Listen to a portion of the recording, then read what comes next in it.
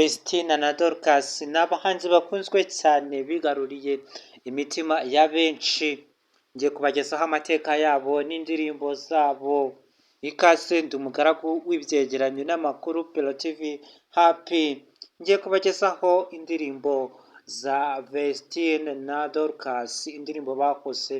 Bakaba barakoze indirimbo 9 gusa nizo bagejeje ku rubuga nka YouTube. Hazamo nema, hakazamo iriba, umutaka ku musaraba, nzakomora, arakiza. Izo nizo ndirimbo bakoze. Izindi video ni udushoti video turi aho ngaho bari kwinjoyinga.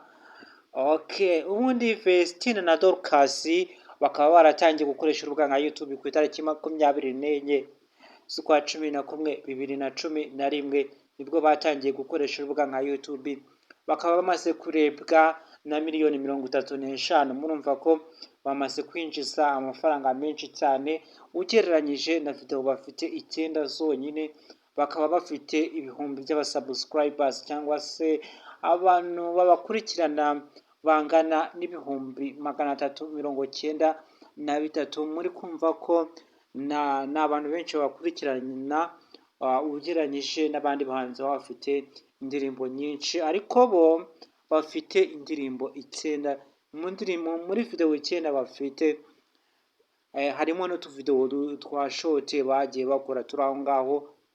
N'indirimbo 9 ntabwo zigezemo umubare. Izo nabahaye murahita mumenya umubare. Niba ugeze hano uramenye, ntugende udakoze cyangwa se ntugende umeze nka cya kinyoni cyagiye kitavuze bita igishwi. Niba wahageze kuri subscribe, like, comment, partage, s'abonner na comment. Le livre information fiable 5 sur 5 mbagezaho amakuru yizewe 5 kuri 5. Amakuru rero dufite izindi channel cyangwa izindi YouTube channel zitandukanye twamamariza ubuntu. Wadusanga live, twatanze nimero n'umunsi tujya live kuri Pelo TV show. Niyo YouTube channel dukunda kujya live tukamamariza ubuntu. Kora subscribe, uraba witeganyirije ubuziraherezo. Dufite YouTube channel zitandukanye, iyi nibwo turi kuyizamura. Ikaze nawe ugire mu ruhare uyizamure. Ukoze subscribe, like, comment, ibyifuzo n'ibitekerezo ni ingenzi cyane. Nkuko nakomeje ngaruka ku bahanzi banyu, abakunzi cyangwa se abafana ba Dorcas na Vestine, aho muri hose ndabasuhuje.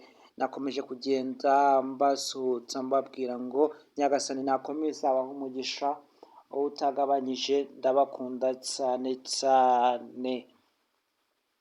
Aba bahanzi rero bakaba barishyize hamwe. Ni abahanzi bakunzwe, umuziki bawinjiyemo barawumva neza cyane ugereranyije n'abandi bahanzi uburyo bakora.